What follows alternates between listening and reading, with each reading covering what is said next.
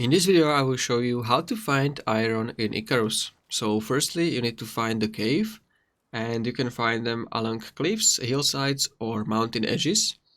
I will also add a picture of this site where you can find all caves in ICARUS. So you can go to this site, it's mapgenie.io, and once you found the cave, make sure to bring torch and weapon, because in the cave there will be worms which will try to attack you.